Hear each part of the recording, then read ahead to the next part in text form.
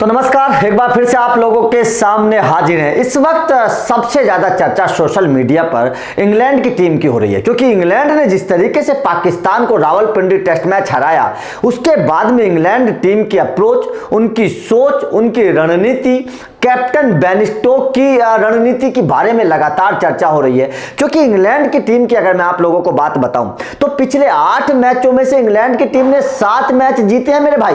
आप अंदाजा लगाइए, वो जो जब से बेन स्टोक्स और ब्रेंडन मैकुलम की जोड़ी एक साथ आई है ना इंग्लैंड की टेस्ट टीम में, वो जब से इंग्लैंड का एक खेलने का रवैया ही बदल गया है। एक सबसे अलग टीम इंग्लैंड की नजर आ, जिस तरीके से आक्रामक रवैये के साथ इंग्लैंड की टीम खेल रही है। तो यहां पर अब इंग्लैंड की टीम से क्या सीख लेनी चाहिए, जो बाकी देश हैं उनको इंग्लैंड की टीम से क्या सीख लेनी चाहिए, वो 5 बातें मैं आप लोगों को बताऊंगा जो इंग्लैंड की टीम से और बेन स्टोक्स से बाकी टीमों को सीखनी चाहिए ताकि वो भी बेहतर कर सके इंग्लैंड की तरह। सबसे पहले बैटिंग अप्रोच।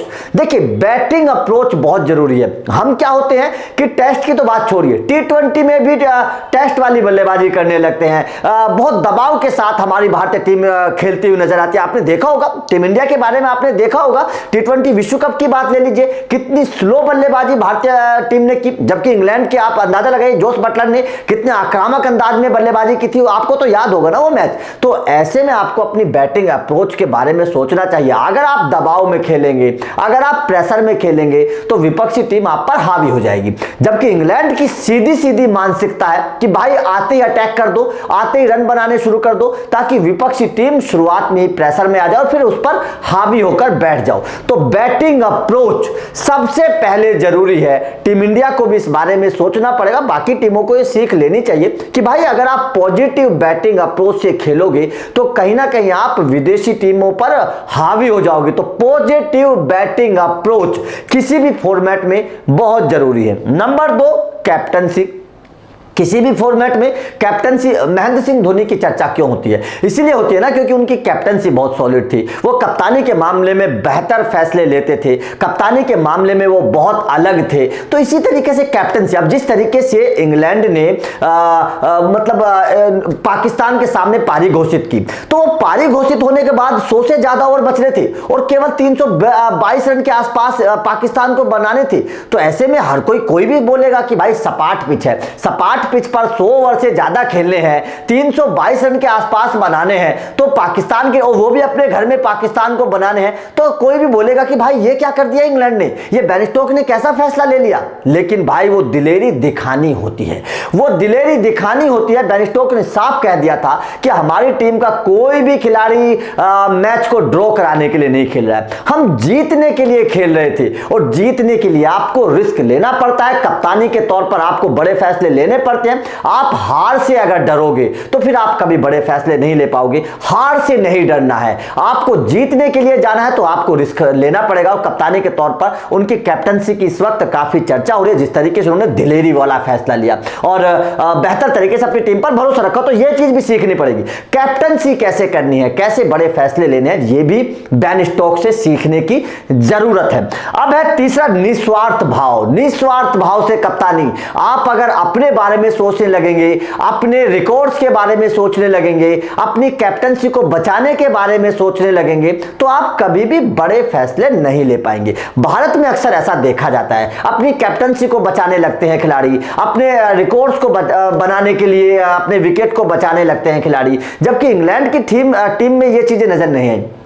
इंग्लैंड के आप ऊपर से लेकर नीचे तक के तमाम खिलाड़ियों को देख लीजिए, उन तमाम खिलाड़ियों ने पाकिस्तान में जाकर वो जोश, जज्बा, जुनून दिखाया, अपने अंदर की वो ललक दिखाई, वो जीत की भूख दिखाई कि हाँ भाई हमें जीतना है। जबकि भारतीय टीम की में कभी कभी वो जीत की ललक नजर नहीं आती है। तो निस्वार्थ भाव से अगर आप क्रिकेट खेलेंगे, आपके 11 के 11 खिलाड़ियों में अगर जीत का जोश, जज्बा होगा, तो आपको कोई टीम नहीं हरा पाएगी। लेकिन आपको वो जज्बा दिखाना पड़ेगा जो इंग्लैंड ने पाकिस्तान में कर दिखाया। उसके बाद में आता है गेंदबाजों पर भरोसा। देखिए आप अंदाजा लगाइए कि पाकिस्तान की पिच जो सपाट पिच थी, जिस पर गेंदबाजों के लिए कुछ नहीं था, उस पिच पर अगर इंग्लैंड के बेन स्टोक, वो भी पाकिस्तान के घर में, पाकिस्तान के बल्लेबाजों के सामने अगर 100 से ज्यादा ओवर देते हैं उनको खेलने के लिए केवल 322 रनों के लिए, तो आप अंदाजा लगाइए बेन स्टोक ने अपने गेंदबाजों पर कितना भरोसा किया होगा, बेन स्टोक ने अपने गेंदबाजों पर कितना कॉन्फिडेंस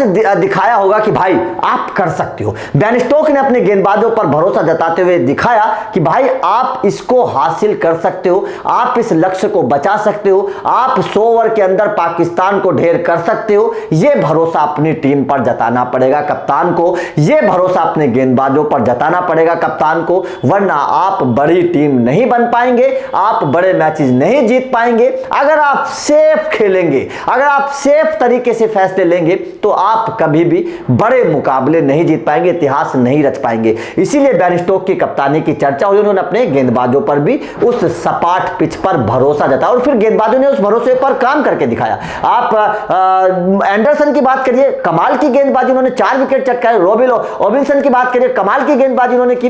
तो ये भरोसा जताना पड़ेगा।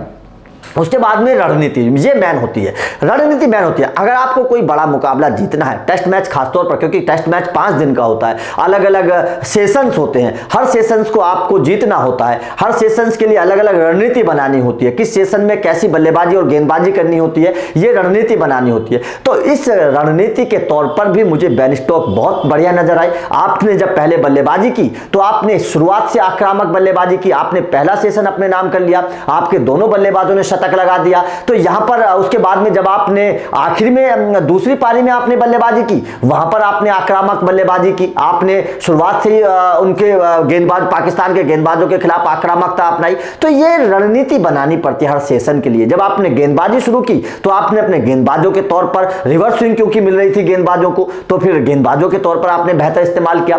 तो वो रणनीति आपको बनानी होती है कि किस तरीके से आपको मैच जीतना। तो ये 5 बातें बेन स्टोक से बाकी टीमें सीख सकती हैं। बेन स्टोक से इन 5 बातों को सीखकर टीमें जीत हासिल कर सकती है, जो बेन स्टोक ने करके दिखाया। तो ये चीजें सीखने वाली हैं। आपका बेन स्टोक की इन 5 रणनीतियों पर, इन 5 बातों पर क्या कहना है, और क्या आपको लगता है कि टीम इंडिया में कोई सी भी एक नजर आती है? कमेंट करके जरूर बताइएगा। वीडियो अच्छी लगी हो तो लाइक करिएगा, शेयर करिएगा, चैनल को सब्सक्राइब जरूर करिएगा।